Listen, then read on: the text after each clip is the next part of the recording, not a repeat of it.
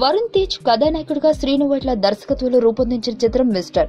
ఆగడు, Bruce Lee లాంటి డిజాస్టర్ల తర్వాత శ్రీను వైట్ల దర్శకత్వంలో వచ్చిన సినిమా కావడంతో ఈ సినిమాతోనైనా హిట్ కొట్టి మళ్లీ ఫామ్ లకు వస్తాడా లేదా అనేది రివ్యూ చదివి తెలుసుకోండి. మిస్టర్ చై స్పెయిన్ లో ఓ ధనిక వర్గ కుటుంబంలో పుట్టి ఖాళీగా తిరుగుతుంటాడు. ఎయిర్పోర్ట్ నుండి పికప్ చేసుకోవాల్సిన ఆ అమ్మాయిని కాకుండా పొరపాటున మీరాను తీసుకొచ్చేస్తాడు. అలా మొదలైన కథ చై అప్పుడే పరిచయమైన మీరాతో పీకల్లోతూ ప్రేమలో కూరుకుపోవడం, మీరా అప్పటికి వేరే అబ్బాయిని ప్రేమించడం, మీరా ప్రేమించిన అబ్బాయిని తన అన్నయ్య కారణంగా పెళ్లి చేసుకోలేని పరిస్థితి ఏర్పడడం, ఎంతైనా మొదటి ప్రేమ కావడంతో మీరా పెళ్లి చేయడం కోసం చై స్పెయిన్ నుండి ఇండియాకి వస్తాడు. కట్ చేస్తే మీరా సిద్ధార్థ్ పెళ్లి చేసే ప్రయత్నంలో చంద్రముఖి పరిచయం జరగడం, ఆ తర్వాత కొన్ని విచిత్రమైన చంద్రముఖితో చైకి నిశ్చితార్థం జరగడం లాంటివి ఊహించని విధంగా జరిగిపోతాయి.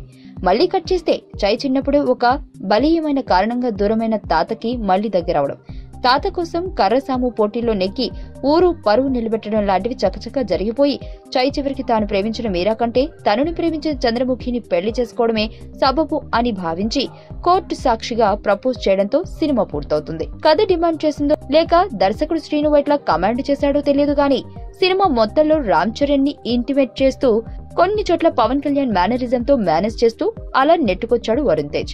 ఇక హీరోయిన్స్ అని పిలువబడే హెబ్బా పటేల్, లావణ్య త్రిపాఠిలు కుదిరితే బొడ్డు లేదంటే ఎత్తులు కెమెరా లెన్స్ కి ఎలివేట్ చేస్తూ ఉండిపోవడం మినహా నటించడానికి స్కోప్ కూడా పెద్దగా లేకపోవడంతో సైలెంట్ గా ఉండిపోయారు. ఇక హరీష్, ఉత్తమన్, నాజర్, మురళీ శర్మ, బ్రహ్మాజీ, తనికళ్ల భరణి, ఆనంద్ ఇలా బోలెడు మంది ఆర్టిస్టులు వెండి తెరపై నిలబడ్డానికే తప్ప కథకి గాని కథనానికి గాని ఏమాత్రం ఉపయోగపడకుండా సైలెంట్ గా స్క్రీన్ ప్రెజెన్స్ వరకు పరిమితమైపోయారు. సాంకేతిక వర్గం పనితీరు. సుబ్రహ్మణ్యం ఫర్ సేల్ లాంటి మాస్ సినిమాకి కూడా క్లాస్ టచ్ ఇచ్చి తన మార్క్ చేసిన సంగీత దర్శకుడు మిక్కీ జే మేయర్ మిస్టర్ విషయంలో మాత్రం దర్శకుడు శ్రీను వైట్ల చెప్పిన కథ అర్థం కాకనో ఏమో గాని ఇష్టం వచ్చినట్టు కొట్టేశాడు. బీజిఎం మాత్రం కాదు, థియేటర్ బయటకొచ్చేసరికి ఒక్క పాట కూడా గుర్తుండదు. కేవీ గుహన్ సినిమాటోగ్రఫీ ఒక్కటే సినిమాలో ప్లస్ పాయింట్. కొరుగు, ఊటీ ప్రాంతాలను అందంగా చూపించాడు. చేజ్ షాట్స్, డ్రోన్ షాట్స్ బాగున్నాయి. సీన్ టు సీన్ కనెక్టివిటీ చూస్తే అసలు ఈ సినిమాకి ఎడిటర్ అనేవాడు ఉన్నాడా అనే సందేహం రాకుమానదు.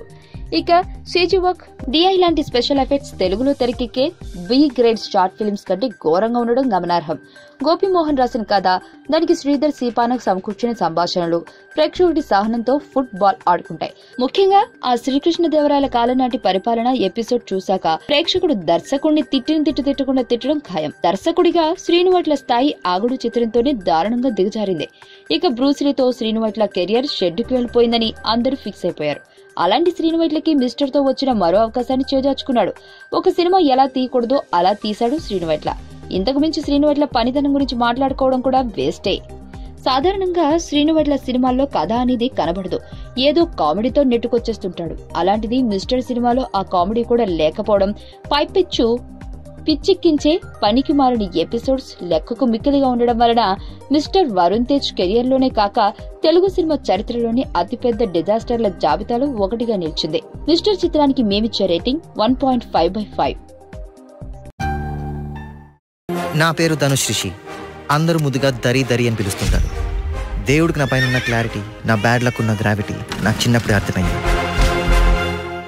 నా లైఫ్లో లక్ ఫ్యాక్టర్ రాంగ్గా ఉండొచ్చు, కానీ లవ్ ఫ్యాక్టర్ మాత్రం చాలా స్ట్రాంగ్ గా ఉంది. ఒక మనిషి చేయి చూసి తన జాతకం మొత్తం చెప్పేయగలను.